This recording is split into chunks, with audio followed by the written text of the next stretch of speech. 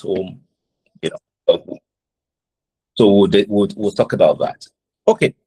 So like I said, prior to the day of interview, what should you be reading? What should you be preparing for? A lot of things. A lot of things. First, you need to understand the role. What role am I being interviewed for? Entry-level role, pretty simple. What are they looking out for at entry level? They will be testing your technical competence, right? That's okay. We're considering you for maybe for audit, or the good thing is that, and let me also clarify something. All these big four firms don't necessarily only hire accountants. So don't think now that I have passed, hope they will not be asking me accounting questions. Me, I didn't study accounting. No. They have many units. And some of those units, the people there, they may not even know how to do, they may not even know what debit and credit look like. And they will rise up to become partner there. So just for you to know that it's not everybody working in those big four firms are accountants or have accounting background. Some till they become partner, till they retire, they may not know what debit and credit looks like. So just for you to know. So it doesn't matter. So because this is entry-level role, it's important that you have context in your life. Context. By context, I mean your life anchor. What are some of the things, unique things you have done back in school? Those are some of the things they want to. What are your personal values? Those are things they will likely be looking out for. What are your personal values? What are the things that guide how you behave? What are the things you will never be found doing? What are the things you can still manage? What are the things? So they may end up giving you different scenarios, even in the course of interview. Your anchors are very critical. We all need anchors in our life, things that guide how we behave. And you should be able to speak to them in real life, because they will ask you specific things you did back in school. Let's say they want to test your teamwork, ability to work in a team. They might ask, what are some of the group projects you did back in school? They want you can see the context. They might ask, what are the tests, what are the group work you did back in school? What role did you play in those group work? Do you know what they're trying to test? Whether you are the leader of the group or the group assignment, or you are a member. They want to see what role you play there. Why? Because in all these big four, they work in teams a lot. Every project that they take up, they always form team of people that work on that project. So if they don't see you as someone that can fit into a team, either as a team member or as a group leader, you might have problems scaling through the interview, because it's very basic. They want to see how you fit in, and for them, it's a cultural thing. If they see that you are just you don't even have story to tell about group work back in school or even outside school, which is why it's always good to do a lot of volunteering work, even after school, even while waiting for jobs. Why? Because you want to build teamwork spirit. You want to build team-related skill, ability to work in a team, ability to lead a team, stuff like that. Right? And depending on the department, they might even want to put you, right? Let's say you are an IT person. So potentially they will put you in a IT-related stuff. So you should be able to know the basic IT stuff, very basic thing about what you study in school. Even if you study geography, they might not need you as a geographer per se, but they might need your skill because they work with different clients. They work with clients in oil and gas, for instance. They work in clients in mining. Your skill might be relevant. Your geographical, your skill in geography might be relevant, might determine where they even post you after you have been hired, right? So sometimes they would interview you generally just for you to get in. When you get in, they will then look at your profile. They will look at what you study in school. They will look at what you have done with your life. What are some of the amazing things you've done? They might use that to determine where they post you to. So it's important you have an anchor, right? That's one. And you should have instances, whether while in school or while outside school. What are some of those experiences that tested your anchor? Maybe your principles, things that tested your principles, things that help you reinforce your skill. Let's say after you left school, you did a lot of volunteering jobs, you did a lot of volunteering, you work with a lot of volunteering organization on a non-paid basis, and you join a lot of teams to do a lot of amazing things. Those are stories. Those are because you should be able to advance a principle via storytelling. You don't just tell people I have integrity. You should be able to tell a story that reinforces that story, that claim. You can't say I'm a team player. How? Speak to a story that justifies it. Please, am I making sense so that I won't waste people's time? Yes, sir. Yes, sir. Yes, sir. So you should be able to speak to a story that exemplify the point you're making. I'm a team player, yes. How? What happened? What event justified that claim? I have integrity. What happened? What event justified that claim? Right? You should be able to speak to specifics. And that's what I'm saying. The first thing to make sure you have anchors about your life that you can, because that helps you with context. Every interview is about context, but you make sure you have stories to tell around every word you use. You don't just throw words around. Make sure you have story that help you define them, that help people make sense of it. That's one. Two, it's also about general economic knowledge. Don't be too sure. You might be among tens of candidates that they are interviewing, and at some point they might need basic things to disqualify people.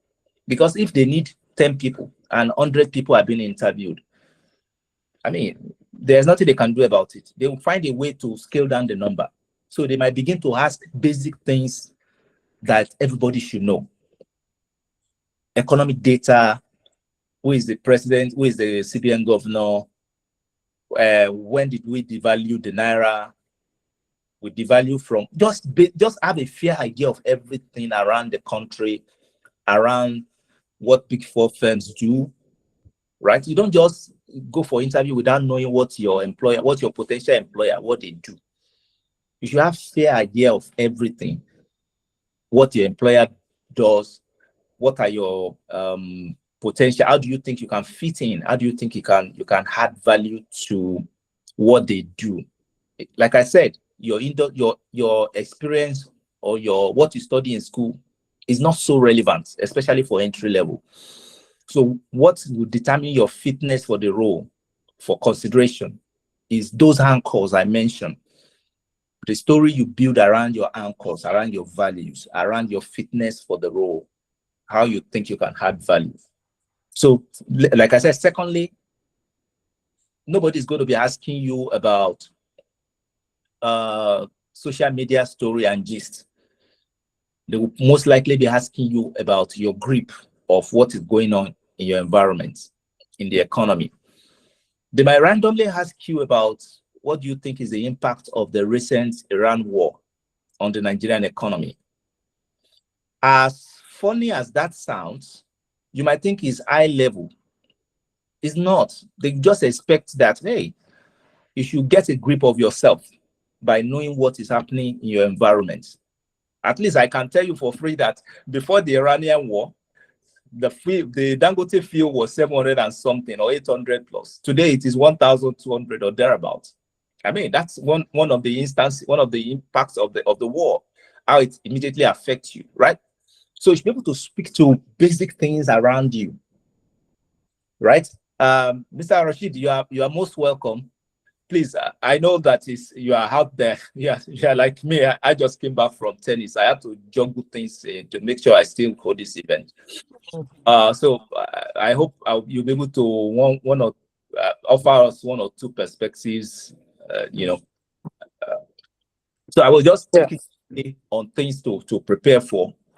Yes. I've been around, so I heard quite a lot I've said, and thanks for laying that foundation. First, just to assume or avoid any assumption, right? These are entry levels, right? Yeah. All right, excellent. So first, my name is Taiwo Abdurrashid Afolayan. So I'm ex-PwC. And luckily for us on the call today, we also have ex-PwC like me. Unlike me, that I did assurance and advisory. So we are lucky to have ex-PwC HR who has gone through tons of these sort of interviews before. So his name is Kade Komalafe, right? He's left the firm now, but he is here to share a word of experience and how we can prepare and excel in this interview. Coincidentally, I don't know, for some reason, we both prepare people for interviews, right? And I can tell you that the last one we did, Kade can also confirm. The guy came back to tell us how he scaled the interview. So first, put your mind at rest. It's not a technical interview. That's why Mr. Dekolai said it's not about what you study in school, right? And that's why you would join the firm. You see engineering graduates, right?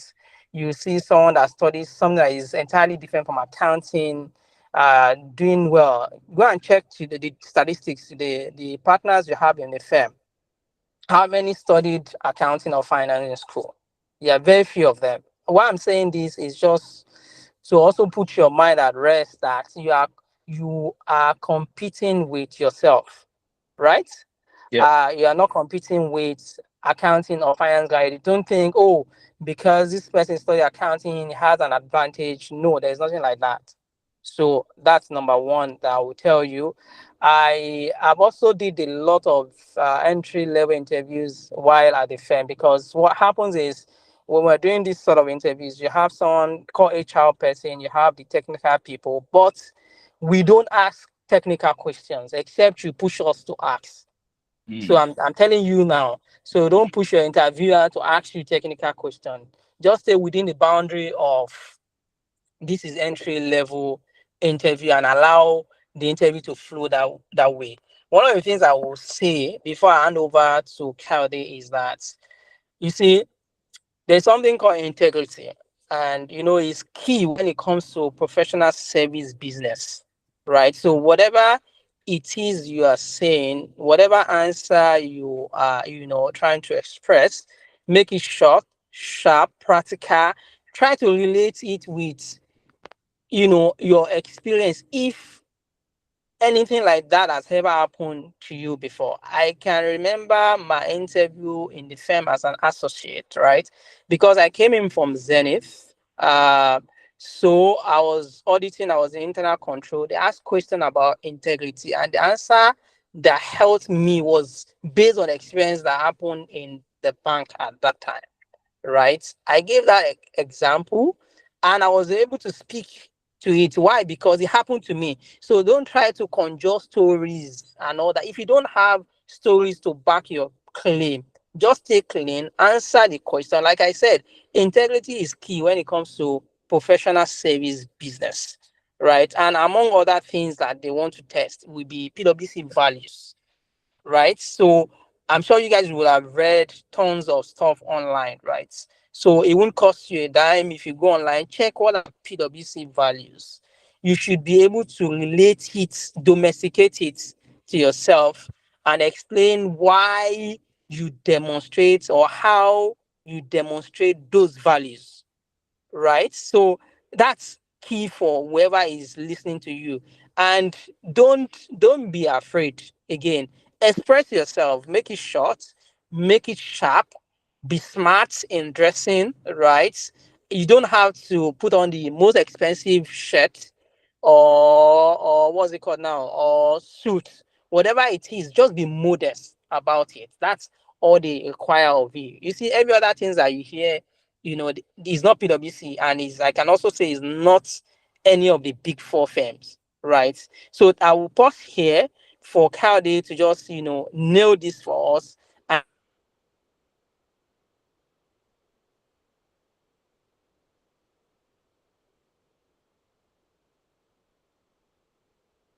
I cannot hear him.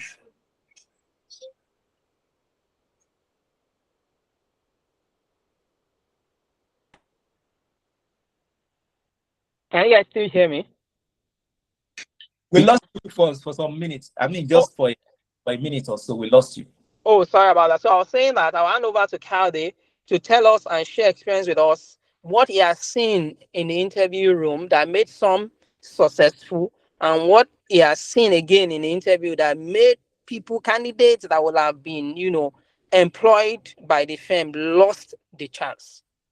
And I'm sure that after the interview, you would have added a lot of values.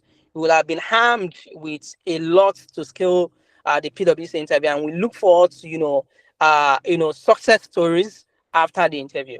Kadi, you have the floor. Is Kadi still on the call? Okay, so maybe struggling with the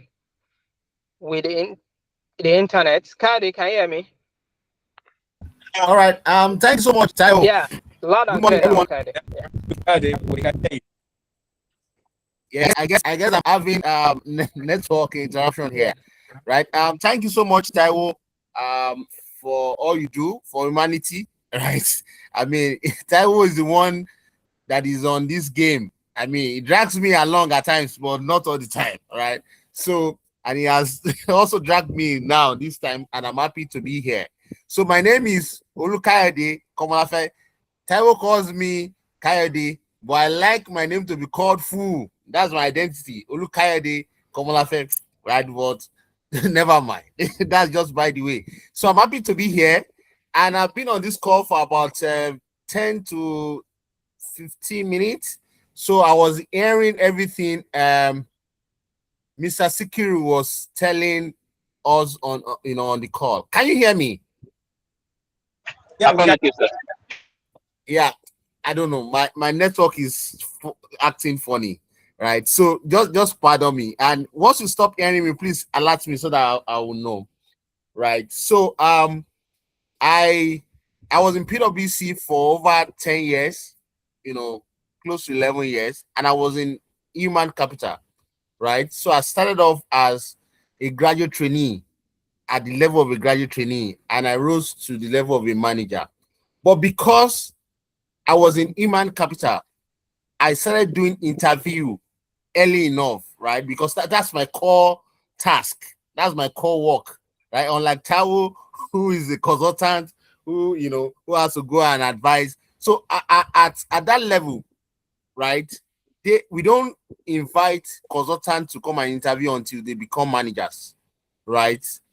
We only invite managers and above for interviews as an auditor, as also a consultant, right?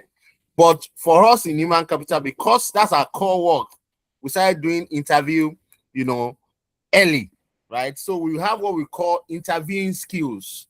Is a training that you do for a period of time. Can you hear me? Can you still hear me? Yeah, we can hear you. Yes, sir. All right, because I'm seeing something on my screen.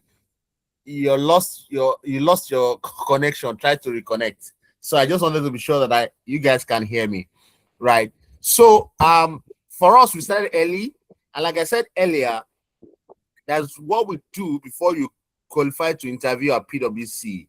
It's called the interviewing skills training, right? You do it for a while. Then after you have completed the interview skills training, you are qualified to interview. It's actually a compliance issue, right? If you have not gone through that training and you interviewed, right? It's a compliance issue because the learning and development department actually keep a record where once you finish that training, your name will be on the register. So you cannot, if you interview and your name is not on that register, is a compliance issue. People come from South Africa to actually check our books to be sure that the people that interviewed for us during the graduate training program or interview at all, even during experience hire recruitment, have gone through that training. Right? So, and that is what I mean, that is a compliance thing, right? You must have that skills before you interview at PwC. So our limits, I don't work for PwC, for full disclosure. I don't work for PwC anymore. I've left the firm. I was there for almost 11 years. And, but I will limit my conversation to PwC. I won't talk about my current organization, right? And I've heard everything that Mr. Sikiru has been talking about. They are spot on. They are, very important, for this discussion. But just to not to bore you, I'll just, delve into what you need to know and what you need to do if you are coming to interview with PwC. And then if you have one or two questions, you can ask me so that I can allow Mr. Sikiru to go ahead. So for us at PwC, the most important thing for us is that anybody that is coming in as a graduate trainee might not necessarily need experience per se, right? You don't even, experience does not count because you are a trainee.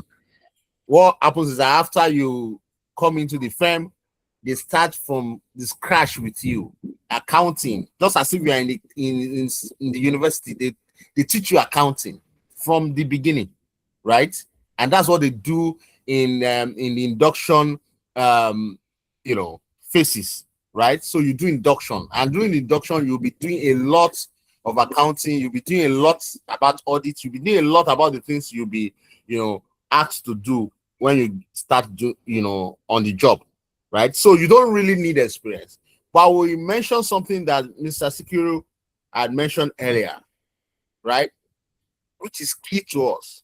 All the questions they'll be asking you, you must give an evidence based on the things you've done in the past, right? That one is very, very, very important, right? So when you get on board at the interview, you have panelists, right? You can have people from assurance, you can have people from tax, you can have people from advisory, which is consulting, right? And then you have an HR person who is going to moderate the whole, interview session, right? So the HR person starts with an introduction of himself or herself, and then asks the other interviewers to also introduce themselves, right? So once they finish that, the moderator, who is actually an HR person, we then go ahead to ask questions. We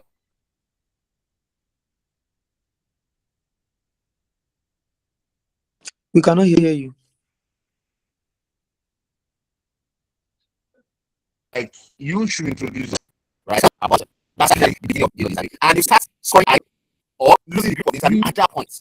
So I like what Mr. Sikiru said earlier, that you don't have a choice.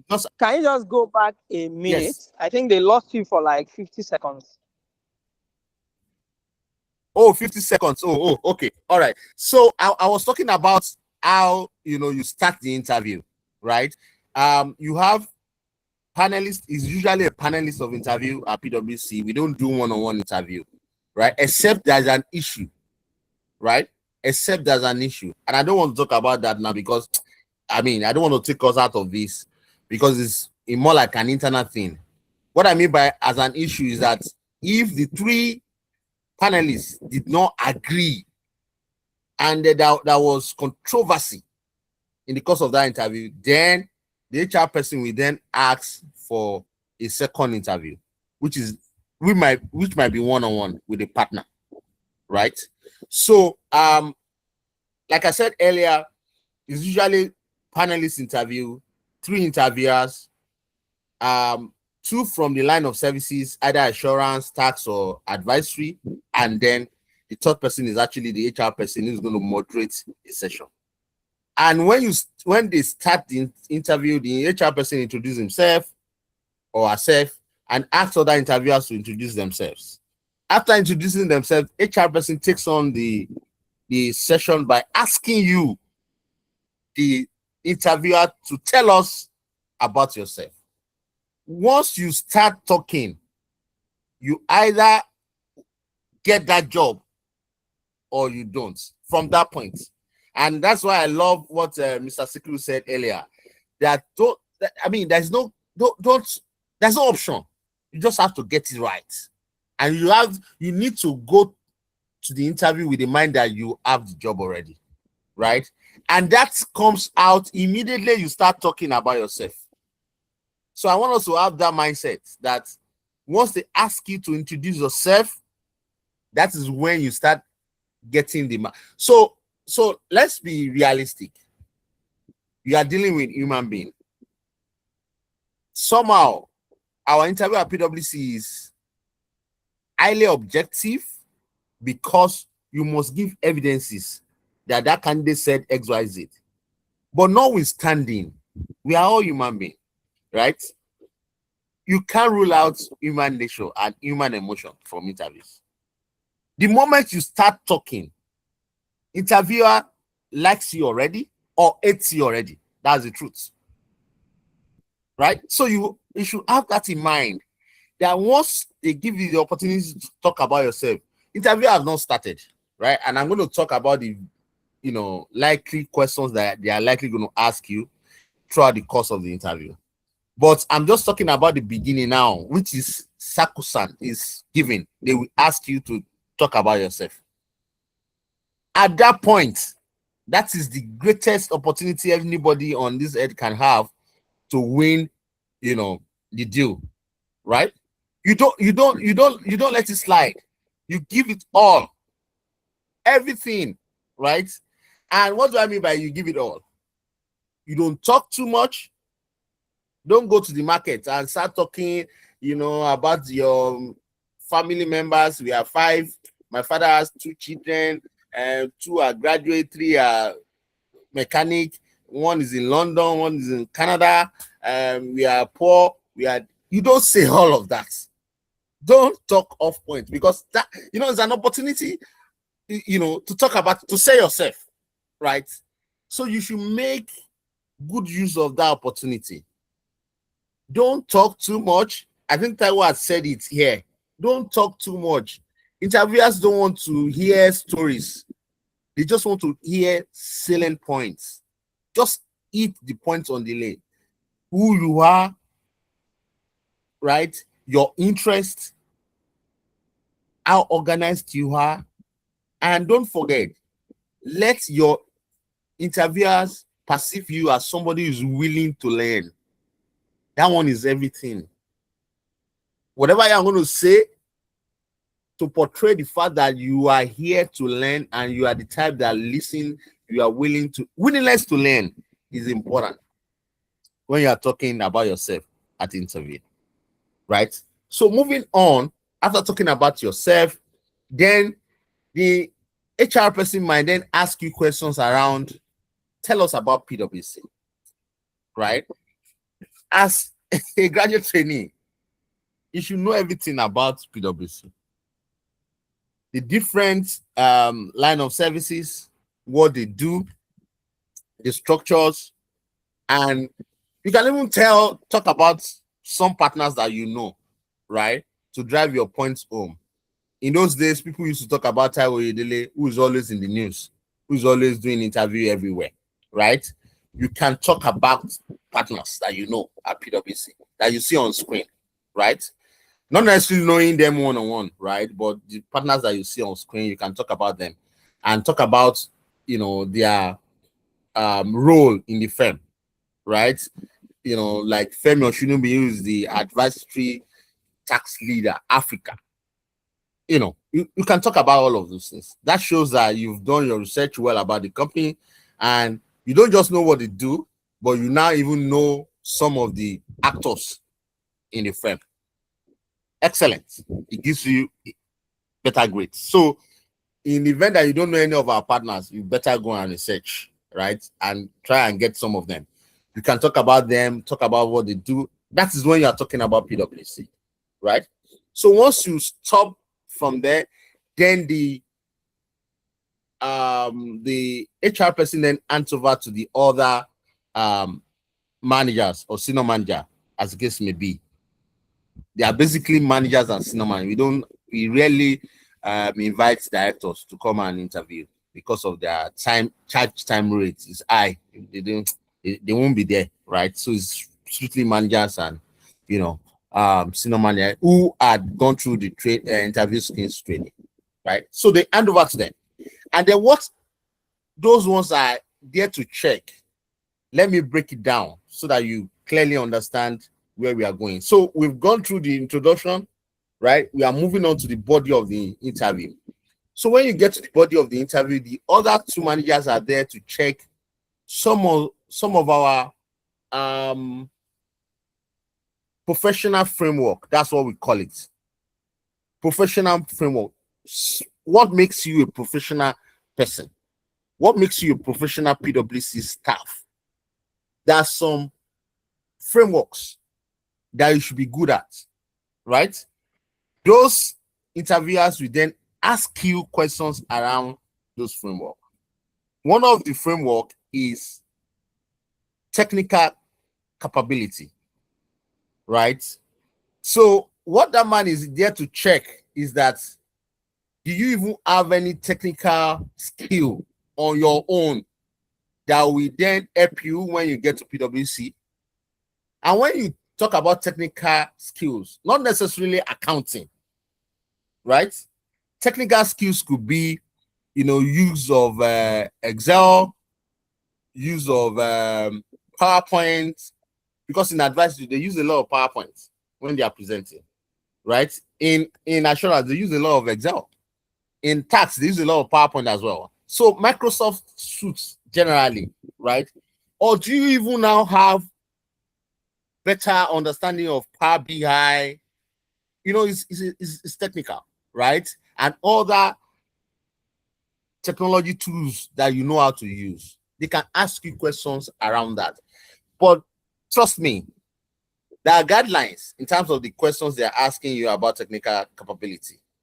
But the interviewer can choose to tweak the questions, the way they like. They have that liberty, right? But once you hear the question, all you need to do is take your time to understand what question the person is asking you. And if you don't understand it, trust me, you can tell the interviewers to repeat the question. It's no harm, right? And it's not even a firing squad, right? So don't take it too serious, right? To the extent that you didn't hear the question, you just went ahead to answer the question, right? So don't take it that serious. Yeah. If you don't understand the question, or if you didn't hear the question, right, you can even use this logic of telling the interviewers to repeat the question while you are thinking deeply about the question. But you won't do that, in all of your questions, right? So, but the ones you know that you don't get almost immediately, you can ask the interviewers to repeat the question, and they will happily repeat the question, right? Most of the time, they are happy talking to you, right? Interviewers, they are free, because if they don't do that, the HR person who is moderating the session will caution them, and that's the responsibility of the HR person on the panel. You ensure that the interview goes smoothly. Nobody is harassing anybody.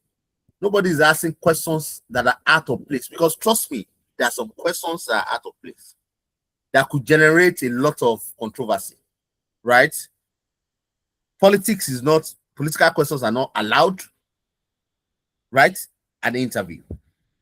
But trust me, at times, the interviewers might go beyond the boundary. I mean, those that are not, HR might go beyond the boundary. But trust me, at the end of the interview, the HR person will moderate that question and let them know that that wasn't a valid question. Trust me, even if you perform well or you don't even answer the questions very well. All right, so moving on. Can you still hear me, please? Yeah, we can hear you. Thanks so much. We can hear you. All right, so moving on. I've mentioned technical capability. Another PwC professional framework is all leadership. That is, you should have the ability to lead yourself and lead others, right? And some of the questions they ask you, even if you don't have work experience, is that, how have you demonstrated leadership in the past, either in school or in course of your work, if you have work experience? Like I said earlier, you must lead every response to an experience, because our interview framework is the type that requires you to show an evidence. And the only way you can show evidence is for you to demonstrate what you have done in the past, meaning that what you have done in the past, you can also repeat it here and succeed, right? So, for example, if they are asking you about how you have demonstrated own leadership, there's need for you to give us an example. You give the panelists an example, right? Even if you are not a leader of a team, right, you can come up with a situation where, you know, you are always the one bringing the team together. You're always the one prompting the, you know, for example, if you have a group task back in the uni and, you know, you have your leader, you can make it open that you are not the leader, right?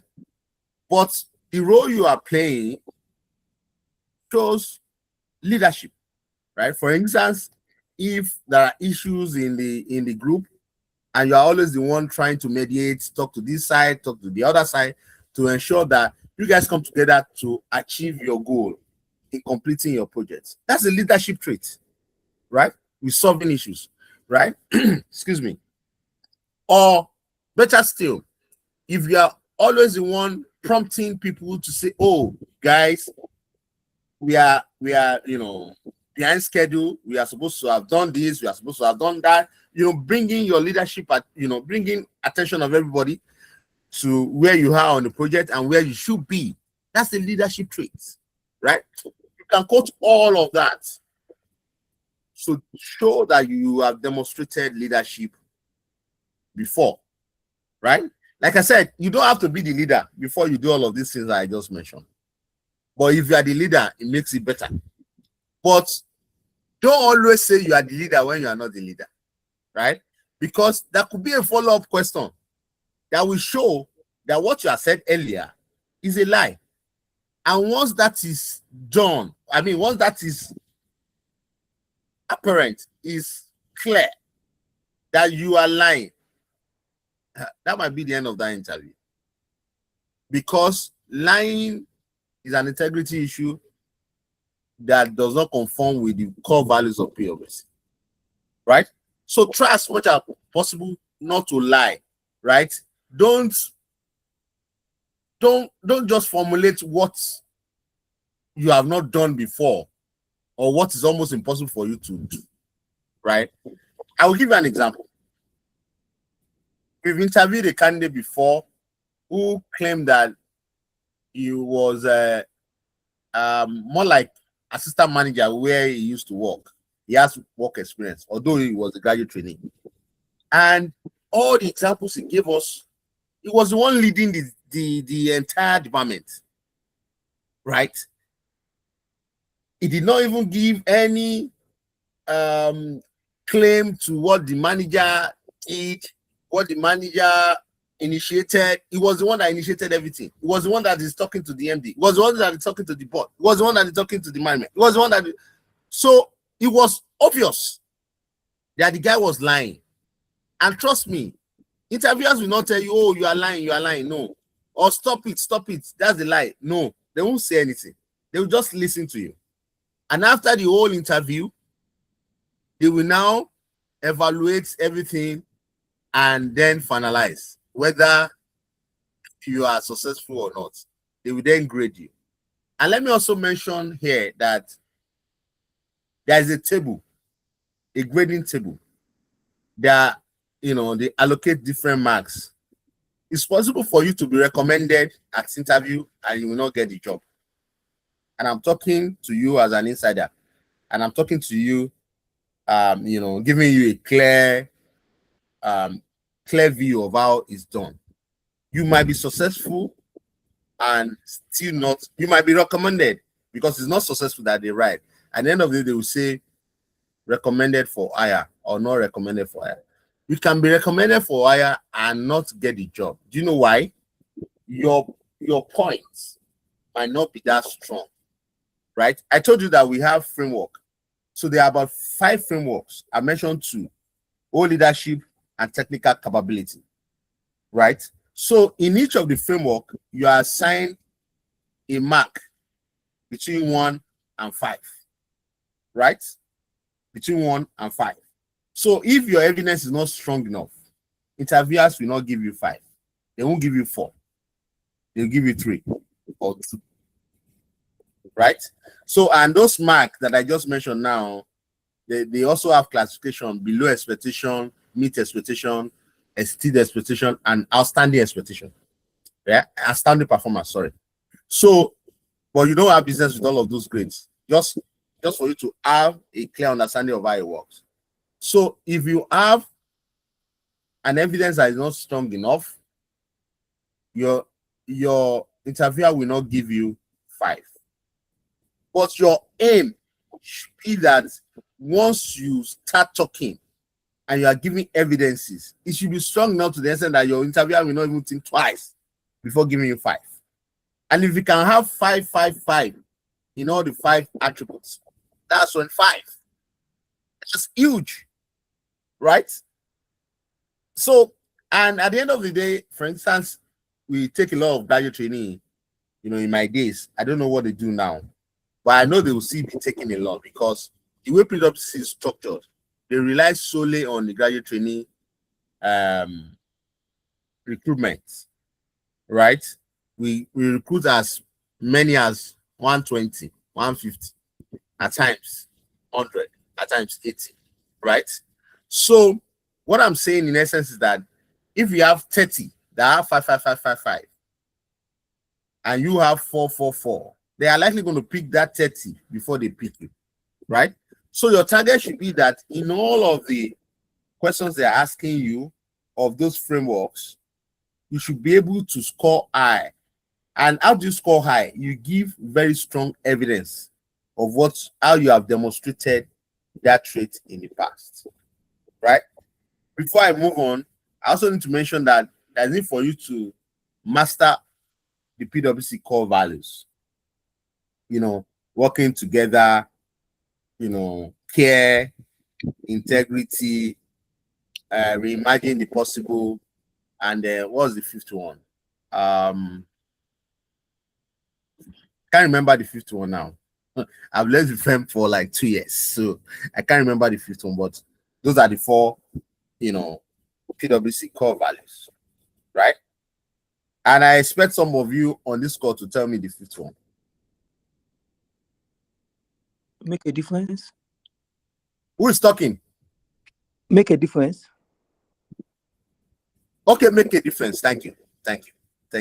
All right. It shows that you have done your research. You are prepared. Good to hear that. So make a difference. That's the 5th one, right? So you should master all those core values, and then you should also try as much as possible when you are talking at the interview and you are mentioning those values, you are speaking to them, right? You don't just talk and say make a difference and not tell us the meaning of making a difference, and not telling us how you've made a difference in the past, right? Because it's possible for the HR person to also tell you in the course of asking you tell us about PwC. You have not done justice to that question without talking to their core values, right? I mentioned that you should know their services, if you know their partners, you can mention all that, but you should also try and talk about their core values. And then when you are talking about their core values, you can show evidence of demonstrating any of those values. You can just pick 2, maybe care or integrity. You just speak to it, how you have demonstrated any of those core values in the past. And all you are doing is just to show that you are a candidate of PwC. You have traits, and you also demonstrate some of their core values. They are moving on. I've mentioned whole leadership, technical capability. There's also what we call business acumen in the framework. Do you even understand what it is to do business and the kind of business we do at PwC? Right? How does business work for us at PwC? When you are talking about business acumen, you can actually mention, some of the services that we render at PwC and the way we do it, right? you can talk about audit. If we are going to audit, if you're interested in assurance, talk about audit. If you're interested in tax, you talk about tax. And then you also talk about the kind of value, those businesses are, giving, this society at large.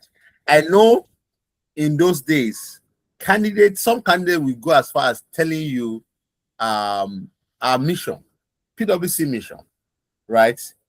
And there's so much say it in a way that interviewers will be thrown off, right? I know a candidate at some point, who mentioned that PwC solve important problems. That's our mission, to solve important problems, right?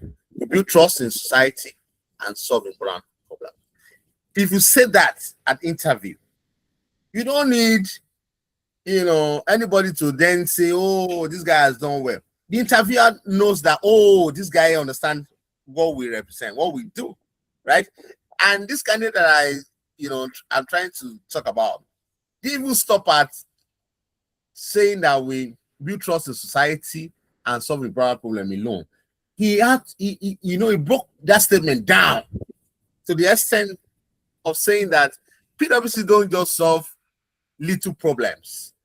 PwC had gone past solving little problems. They'll leave that for other, professional service firms. But the important ones are the ones that PwC are solving. And the guy, I don't know where he got it from. He was just quoting, the things PwC had done, our, corporate social responsibility, talking about chairs for change, talking about COVID-19 intervention. The guy, everybody, we were blown away, right? So if you are able to do your research and understand everything that PwC has done in the past, you are able to put your thoughts together. Trust me, you will not just get a recommendation, you get a very solid recommendation, right? So you should try as much as possible while preparing for your interview. Make sure you read so much about PwC and PwC Nigeria, because some people now continue to talk more of PwC Global. Don't get it twisted. You are not getting employed by the PwC Global. You are getting employment for PwC Nigeria. So read more of PwC Nigeria, attributes and doings, so that at the end of the day they can also understand clearly that you are talking about PwC Nigeria. So I mentioned business acumen, whole leadership, technical capability. The fourth one is relationship, right? PwC leverage, so much on relationship, right? Because most of the jobs they get, by the time, because you are not expected to die at graduate training level, you are expected to grow in the firm as well, right? So when you continue to grow, you might become a manager or at some point a senior associate who will be getting jobs from your relationship back in the uni, right? So we are big on relationship. We win most of our job from relationship. So you should be able to show and demonstrate that you value relationship, right? So all of these are the questions that they will ask you indirectly, but they won't ask you to tell us about relationship. But I know one of the questions they have asked that I know was very clear was, how have you been able to use your relationship to solve important problems in the course of your work, right? So at that point, you should talk about, how you had issues and you were able to call on people that could help you, and they help you based on the relationship you've established with them, right? So I've mentioned 4, and the 5th one is global acumen, right? When you talk about global, it's trying to ask you about what is happening globally. I know Mr. Sikiru mentioned it, in the course of his discussion, that you should understand, a lot about what is happening on, he hits nail on the head by saying that not social media. Don't talk about social. If you talk about social media, you've lost your job. That's the truth. Because I've heard a candidate talk about what was trending, and they asked him that what is the source of your information? How do you update yourself? Because those are common questions that we ask you. How do you learn? How do you update yourself? How do you because personal development is key. You should also demonstrate that you learn on your own and then you seek knowledge all the time. And they can ask you what's the source of your news, right? Especially if you are talking about global trend and all of that. If you say Linda KG, you are gone, or Tunde Ednotes, you are gone. You've lost your job. Because indirectly you are saying that any information you see on social media, you don't even verify, you just pick it up and then you run with it. That's the meaning. And as an auditor, how can you be running with information on Tunde Ednotes or Linda KG? Those guys are not, they are not professionals. They can make mistakes, right? But if you talk about Business Times and some other sources, it make you can get away with it. But if you say social media, I know Mr. Sikiru mentioned it, right? So global acumen, business acumen, technical capability, relationship, and all leadership. Those are the 5 PwC professional frameworks. And all the questions they'll be asking you during that interview are going to be based on these 5 frameworks that I've just mentioned. So all you need to do is note the frameworks and ensure that all the questions they're asking you can be linked to any of these frameworks. And when you're answering the questions, you are going to,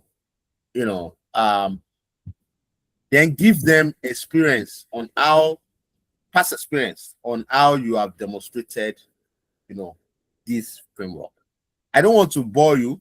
There are a lot I can tell you about PwC, interview experience, but I just want to stop here so that if there's any question, I can answer before I hand over to Mr. Sikiru. But before I ask you whether you have a question or not, don't use foul languages during interview.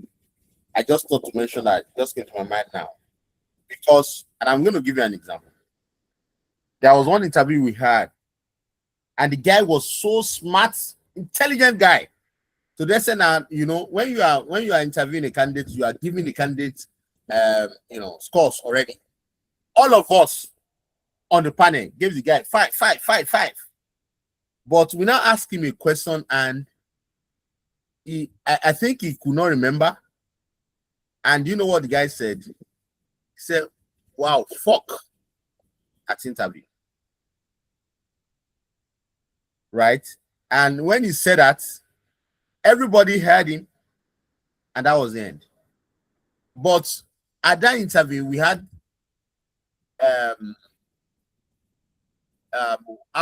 what's it called now? We have different opinions, right? I had said no hire. I said we should not hire him, right? Because I understand and I know that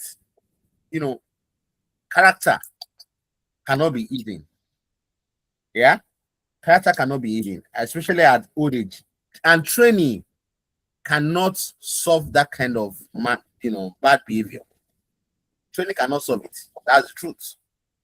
And anything training cannot solve, we don't overlook it during interview. If you speak bad English, we might not hire you.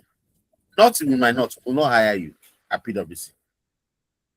Because training cannot solve that problem at that level.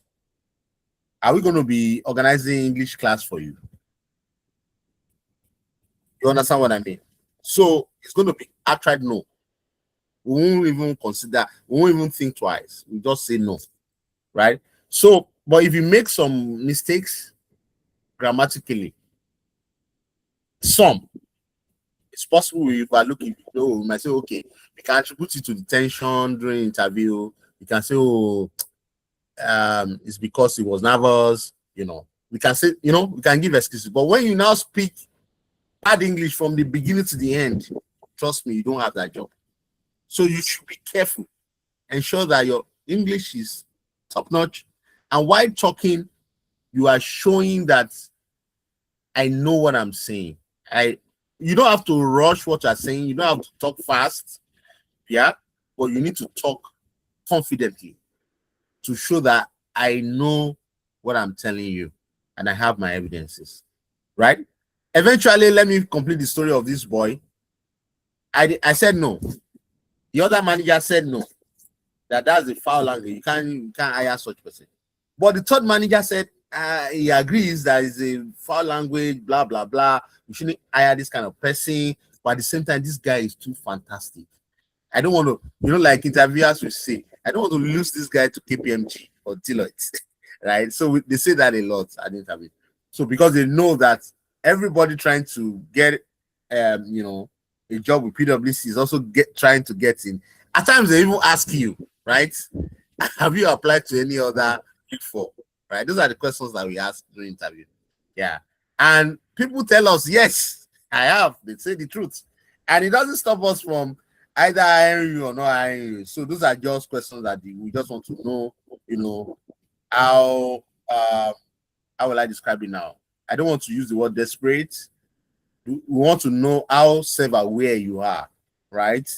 So if you are telling me that it's only PwC or nothing, I'm going to doubt you. I'm going to also doubt your self-awareness. So are you saying PwC does not give you a job, you'll be jobless for the rest of your life? Right?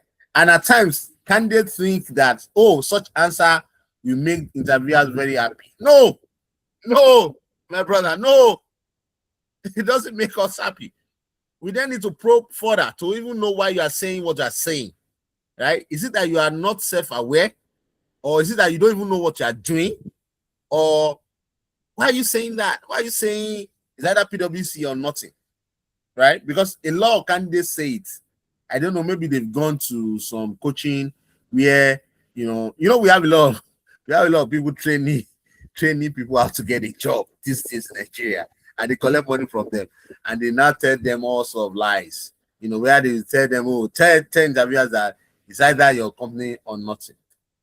Right? Let me also tell you, for based on experience, this question that we usually ask our candidates, right? Before I complete that story, I've not forgotten that story because I know some of you are particularly Abdullah is thinking, when this man complete the story of that guy that said for, I'm going to complete it, right?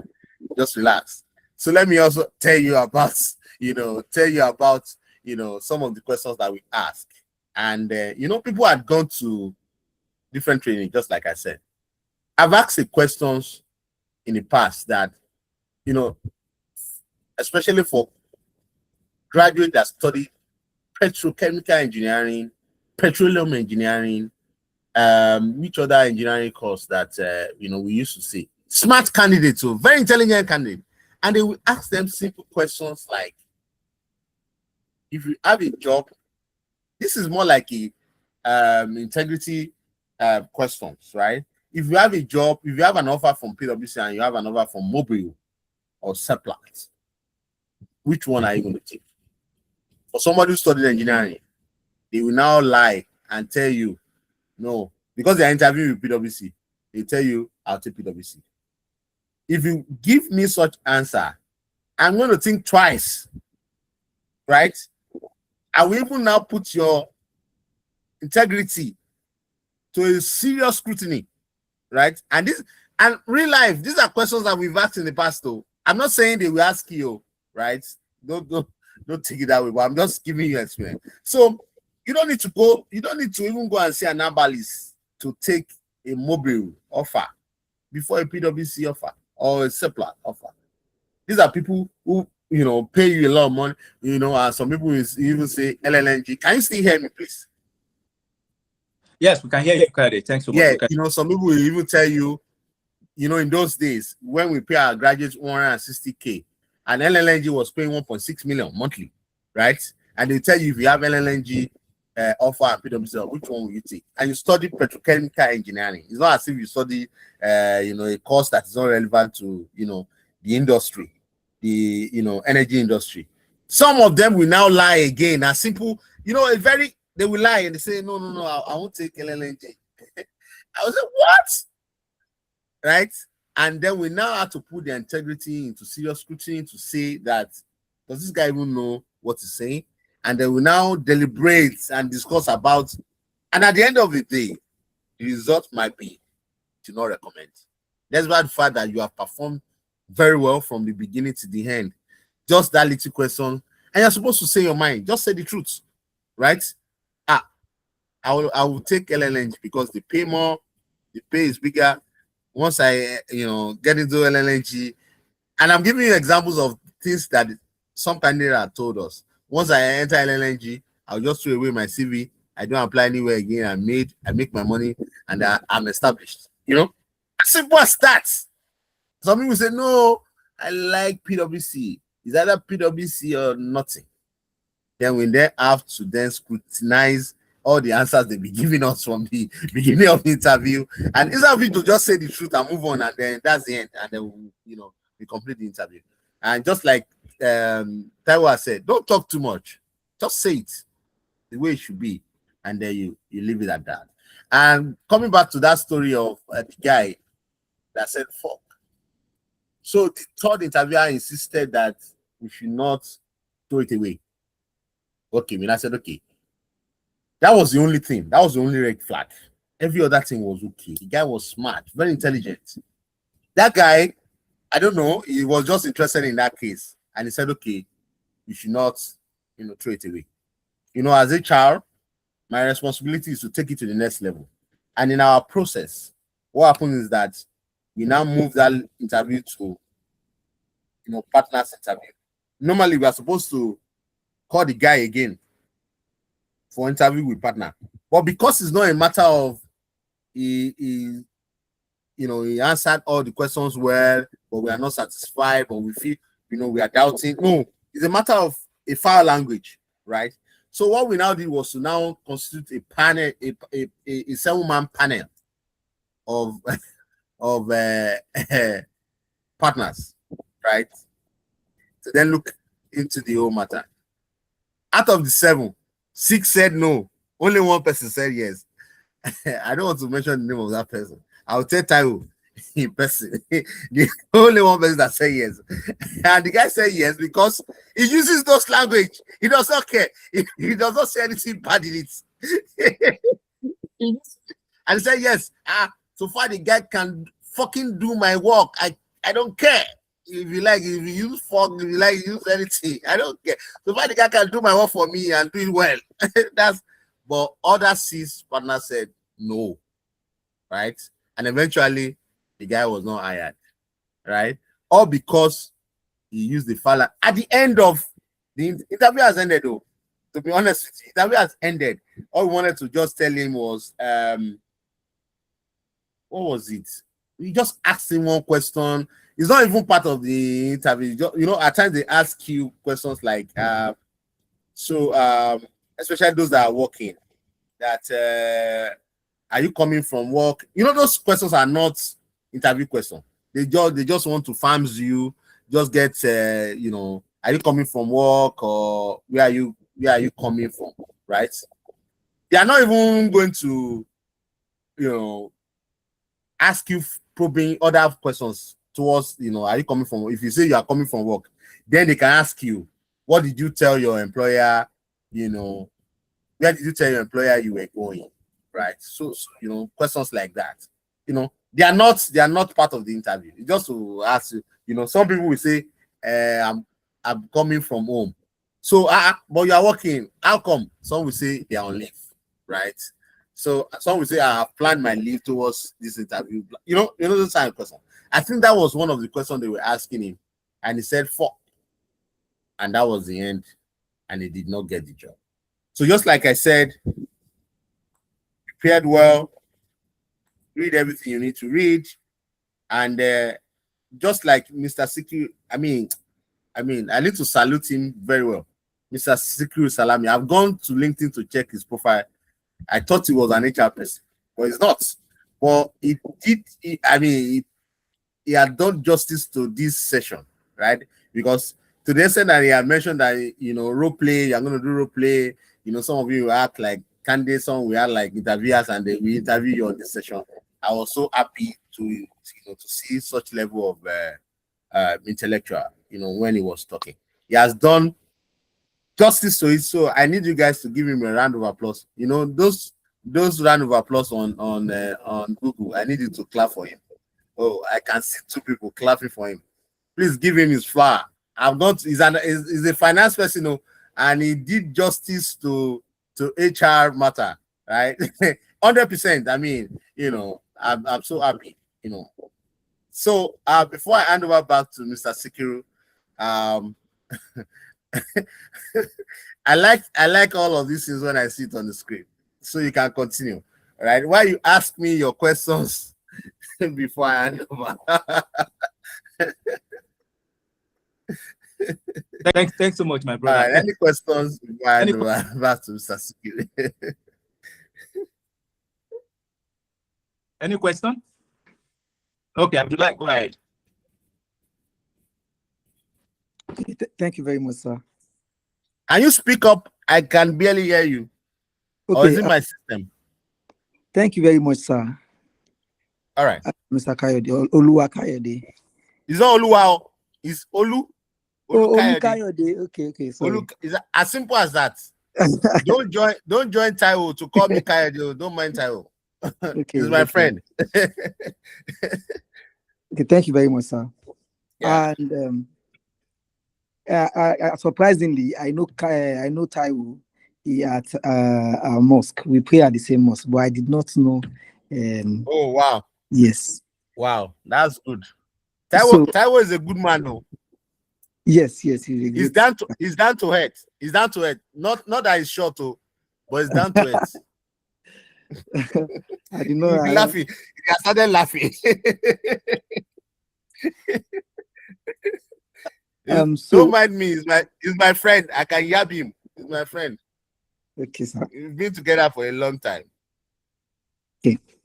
So my first question is that I just wanted to be sure. I heard that after this interview, we would have another partner interview. But you all right, so I might not be able to speak so much on that because in my days, right, we don't have partners interview. Partners don't even have time, right? But after I left, I understand that they started having partners interview, right? But trust me, partners interview is nothing to worry about because once you are recommended for hire, partner just want to have a look. Most likely it's going to be a physical interview. Partner just want to have a look at you and see who they are hiring, because don't forget that the partners are the owners of the business, right? So they are not going to ask you questions about the PwC framework. They don't even know it. I'm telling you. Quote me anywhere. Partners don't even know PwC framework. All these things I've told you, all leadership, all those things. They don't know it. So they cannot even ask you those questions. Trust me, if a partner is going to ask you any questions, it's likely going to be chit chat. They can ask you about your family. They can ask you just questions just to know you and see how you relate with them. All I will advise you is that if you are invited for a partner's interview, just go there well dressed up. If you don't have good clothes, go and borrow. People borrow clothes for interview because those are the things the partner will look at. The partner is not going to be looking at, whether you've been able to answer all of those questions that I have mentioned in my presentation. No. Partner just want to look at your physical appearance, the way you talk, and how they can ask you a scenario questions, how you're going to solve a problem. For example, when the issue of Japa was everywhere, partners used to ask questions around, at interviews, what will you do if you are the head of HR and you are saddled with the responsibility of, people leaving your organization? Or you are the CEO and everybody's leaving every day. Yeah. So those are not, everyday questions. They just want to see the way you think. And there's no wrong or right answers for partners interview, right? But your ability to be able to defend whatever you say is what matters. They just want to look at your thought of reasoning, how you put your thought together. That's all. So don't, if anybody tells you about partners interview, about that, don't think too deeply about it. It's just meeting your employer. That's all. You know, in those days, and Taiwo can testify to it, when you are going through, Mr. Sikiru can also testify to it. When you are going through recruitment process and they say you meet CEO, you don't need to prepare.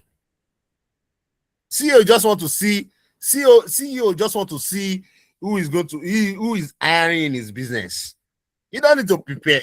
For instance, if we are meeting Tony Elumelu, what question will he ask you? Those guys don't even have time, right? So you don't need to. I won't ask you to go and prepare for. So if you are preparing, all I will ask you to do is prepare well in terms of your dressing. Make sure you are well dressed. All those things matters to them, because they will see you. Once they see you, they will size you up.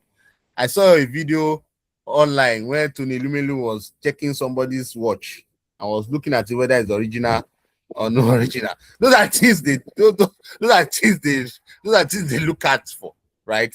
So dress well for your partner's interview if you are going to have it. But I heard they used to have, but it's not a big deal.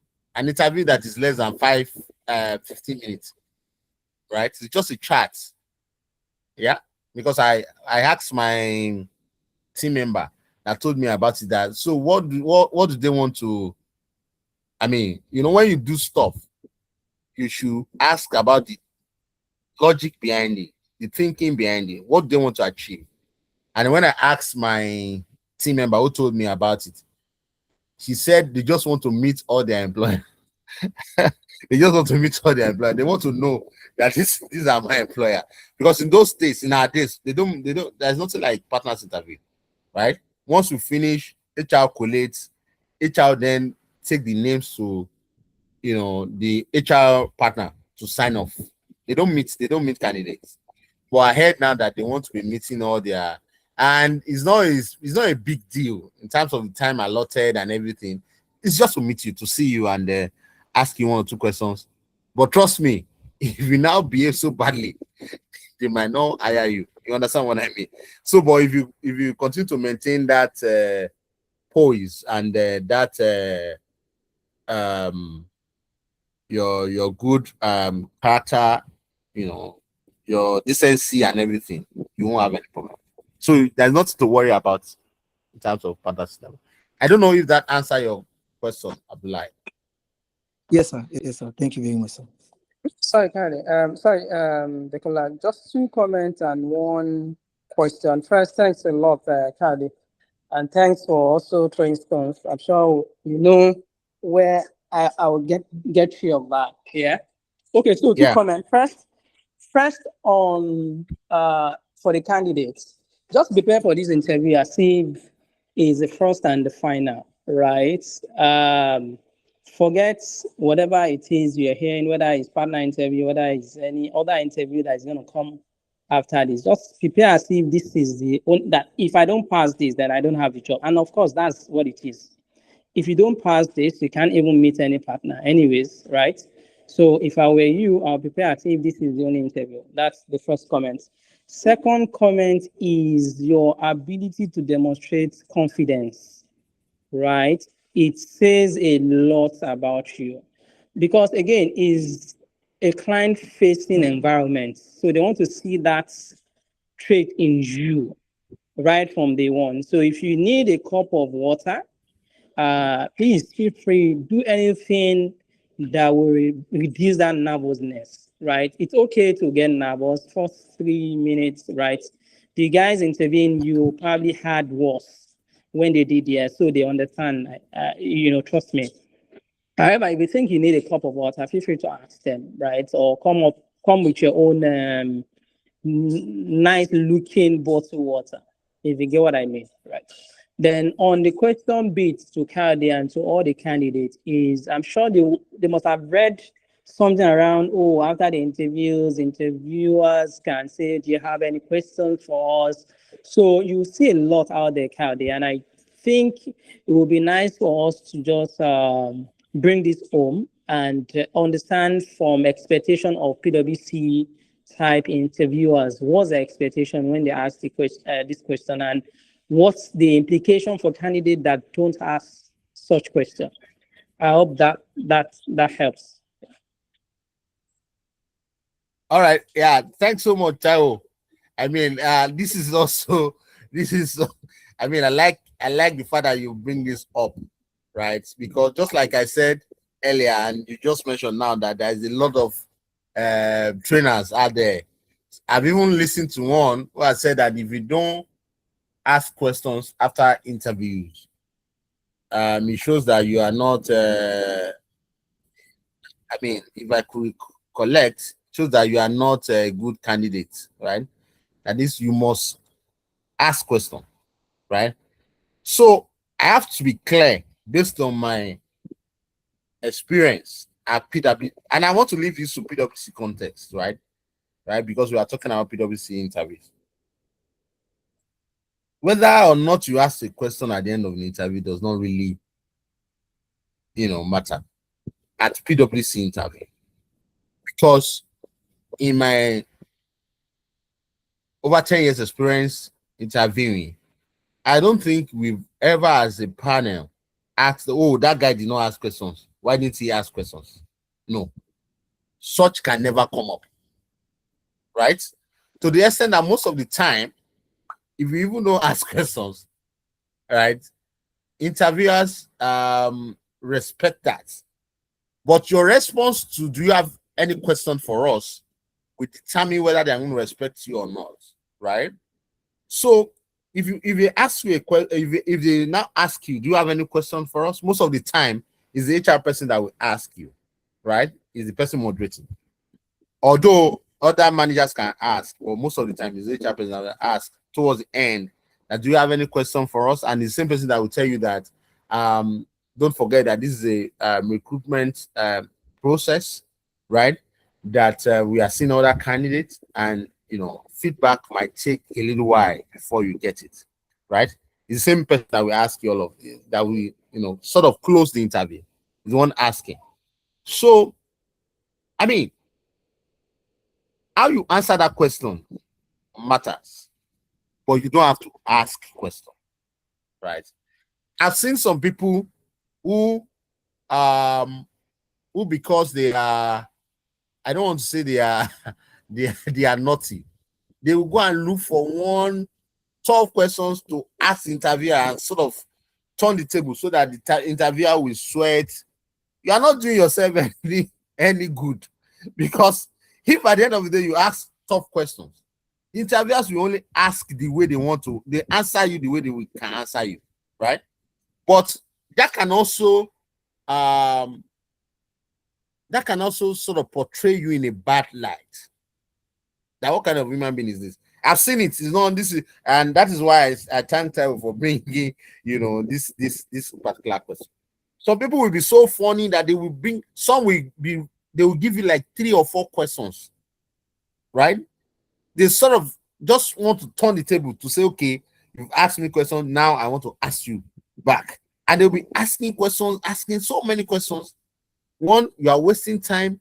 You are creating unnecessary situation where that can lead to something else that can affect your session. Do you get? Because it's possible for you to ask one question and the interviewers will throw it back at you, right? Especially when you're asking about PwC, and the interviewer felt you should have done your research about this, right? I've known, I mean, from experience, somebody has asked about promotion and all of that, right? And the interviewer was like, you are not recruited yet. You are talking about how you'll be promoted when you become a manager and all of that. All of those questions are not necessary, right? And for the purpose of this session, I will advise you to sort of turn down such question. If they ask you, just turn it down politely. If they ask you, do you have any questions for us? You can tell them, oh no. And most of gray areas has been explained in the course of the interview, right? because don't forget that it's an interactive stuff. You know, and it's good to interact, yeah. So, but when you want to end, because it's going to come at the end, and if you don't ask question, it doesn't reduce your mark. And to be honest, does it really add to it? I doubt it. I doubt it, because you know, anything that is coming towards the tail of this stuff can most of the time disrupt what has been going on well before. So if you can avoid it and move on to your life. And like I said earlier, I'm restricting this to PwC, you know, interviews. I've never heard that because the candidate did not ask a question, they are going to reduce his marking. No, because don't forget, at that level that they are even asking you whether you have a question or not, they are closing. Your grade has been given already. They've ticked what they wanted to give you already. So if you can avoid anything controversial that can create unnecessary, did he say that? I didn't hear that from the beginning. You know, those kind of things, because from your asking you whether you have a question and they are explaining to you and they are discussing, although at times asking a question might give you a better understanding of what firm you are coming into, right? Because I've heard somebody ask a question about how promotion is done at senior level. This is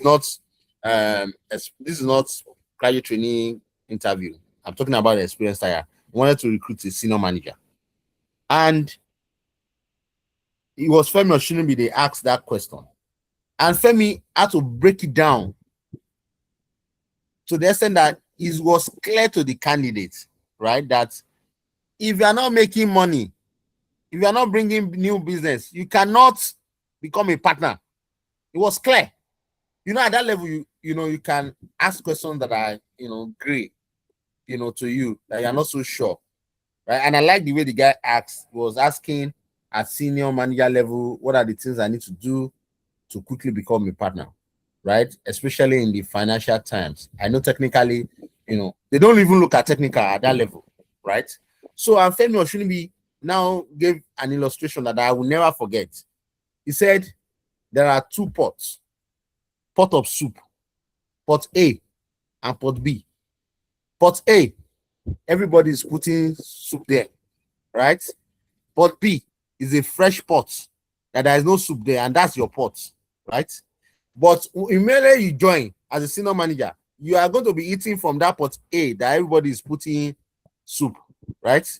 So the expectation is that your pot B should also be filled with soup, because if it's not filled, you are affecting the pot A, right, that everybody is taking from. And if this pot B remains empty for too long, not only that you will be on that level for a long time, you might be asked to go because your pot, you are not filling it. Because the expectation is that you continue to fill that your pot to the extent that they will not say, okay, don't eat from pot A again, be eating from pot B, right? And even after you have eaten from pot B, there is excess, a lot. You now say, oh, this guy is so good, let's put this pot B and add it to pot A and then continue. And that is when they promote you to a partner, right? So at senior level, you might ask questions around, you know, what is the need for me? Why should I leave this my juicy position and come and join you guys here, right? You might ask all those questions necessary. But at this graduate training, trust me, if you can avoid it, avoid it. That's my submission. Thank you. Thank you so much, Olukayode. I mean, nothing else to say. Very comprehensive discussions we've had. I really appreciate this so much. Thank you so much, Kayode. I not You're to waste, welcome, sir. we have just say in 10 minutes. I want to see what some sort of a role play. Who is ready to sacrifice him or herself for this?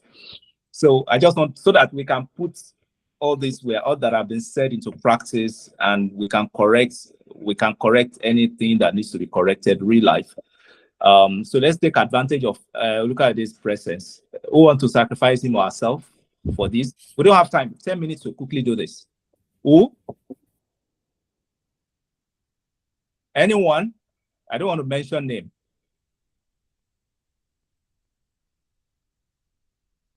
Hello? Our 10 minutes is going up.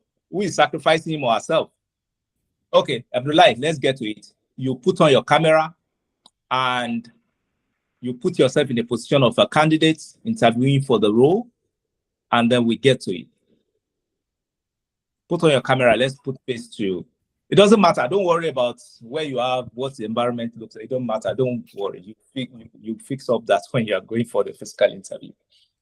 Okay. You are most welcome. I want to yield floor to Olukayode, to be honest. I'm not very good at this. So please bear with us, Kayode. And we it's okay. Thank you.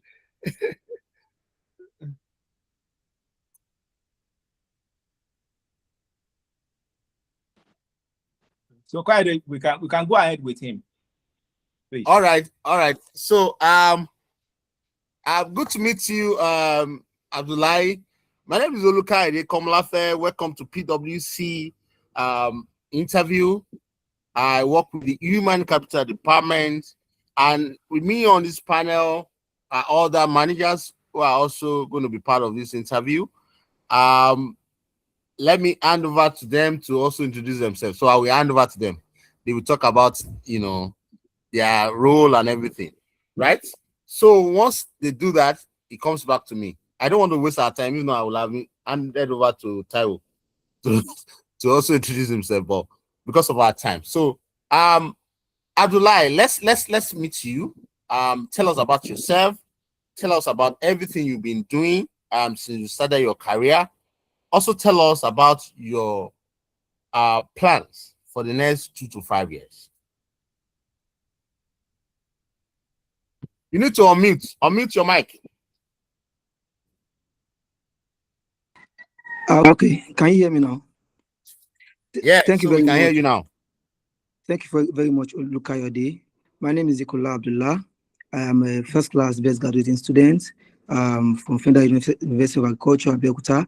I studied plant physiology and crop production. I have experience working as a technical farm manager, and okay, so I have experience working as a technical farm manager at Food and Trading Limited. I am big on making impact and building solutions. So during my stay as a farm manager, I realized that technology is very important in today's world. So I moved to software development, where I worked as a software developer for Global Academy. I tutored more than 300 students and reviewed more than 500 codes and built so many projects aligned to software development.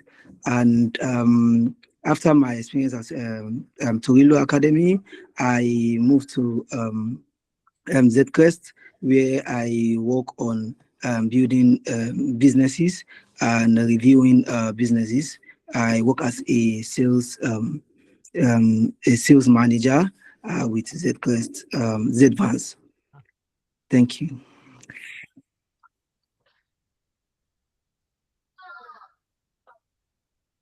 That was bad.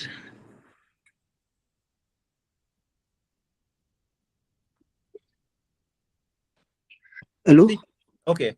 Why? I guess there's a network issue from Kayode's side. Okay. We're still on the role play, so then bear with us. So thank you, Abdullah. Why do you think you can work with us? Why do you think you are best fit for what we are considering you for? Okay, I believe that I am the best fit for PwC because my goal intersects with the goal of PwC, which is to solve important problems. All through my career, I have been big on making impact and solving important problems. From my days at Food and Trading Limited, where we were at a production of 1 ton of 1 ton of vegetable per week. And me coming in, I increased the production to 3 tons per week by liaising with stakeholders, understanding and using technology to improve our planning and ensuring that the important stakeholders understand perfectly what is going on the farm. And this has helped me realize that the solving problems and solving big problems is important in today's world. Okay, thank you. What is the most difficult problem you've ever had to deal with, and how did you get out of it? It could be life related, it could be career, it could be study related. What's the most significant challenge you've ever faced in your life, and how did you get over it? Okay, the most significant challenge I faced was transitioning into software development from being an agricultural student, an agriculturalist, because I studied agriculture and I worked as a farm manager and I understand agriculture. But during my management, I realized that technology is so much important and impactful, and there was a need for me to understand technology in today's world, because I used AI technologies and software technologies to analyze the farm, to get data, to analyze the weather, and to make reports and to plan for the farming season. So I realized the importance of technology and decided that I wanted to to know this, to know technology. So my transition from agriculture to software development was big for me, and it helped me. It helped to sharpen my learning skills, because now I have an ongoing 1-year subscription with Coursera. Even at my current workplace, the Advance, I continuously learn every weekend, because my transition really helped me to understand the importance of learning. Thank you. Let's even go back a bit. What do you know about us, and how do you think we make a difference as an organization? What do you know about us? Okay, I believe PwC is an advisory and accounting firm that helps businesses grow and helps them solve important problems, helps review their auditing, helps to make sure that businesses follow the required protocol to save them and mitigate the risk, and make sure that in the world, the Nigerian economy and the society is more trusted.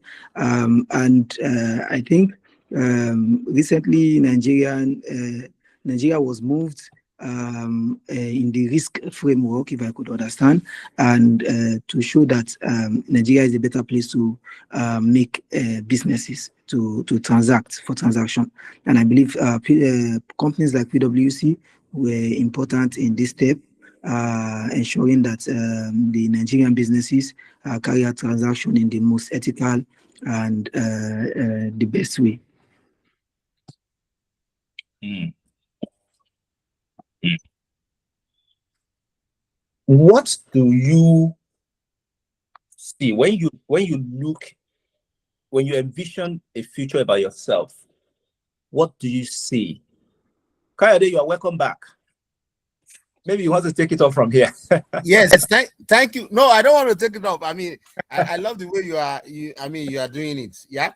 I just wanted to mention, real time, that Abdullah, when they ask you what you know about PwC, apart from talking about, our services, I mentioned when I was talking that is where you can talk about our mission, right? We build trust in society and solve important problems. There's need for you to see all of that. And then you are supposed to also talk about our core values, right? Because that's PwC.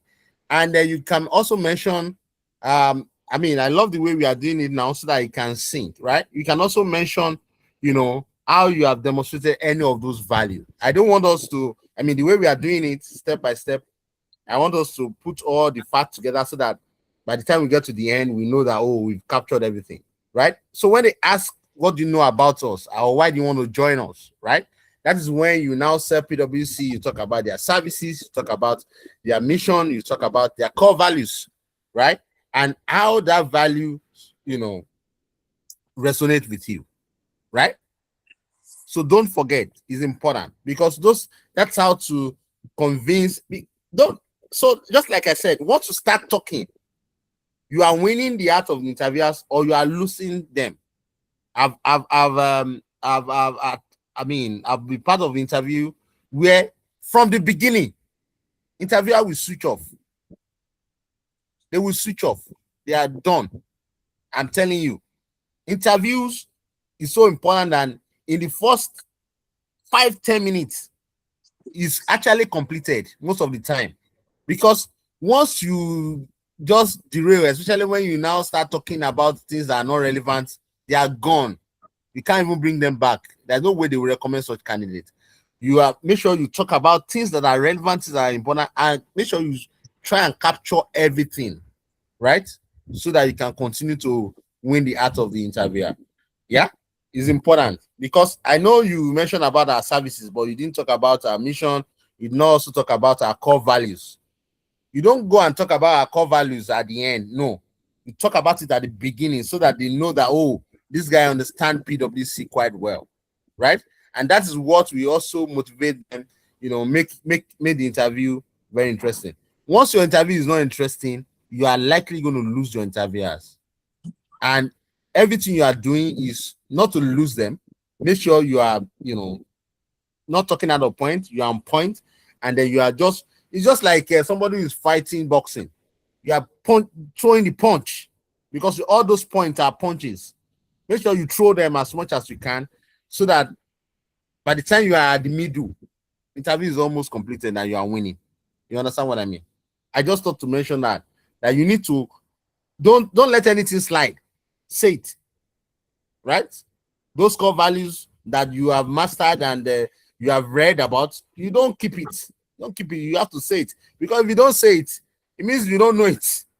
You get, and they are not likely going to ask you direct questions like, tell us our core values. No, nobody will ask you that kind of question. Tell us our core values. No, don't expect that kind of. They will tell you, what do you know about PwC, or why do you want to join us? Just like Mr. Sikiru asked, why are you interested in PwC?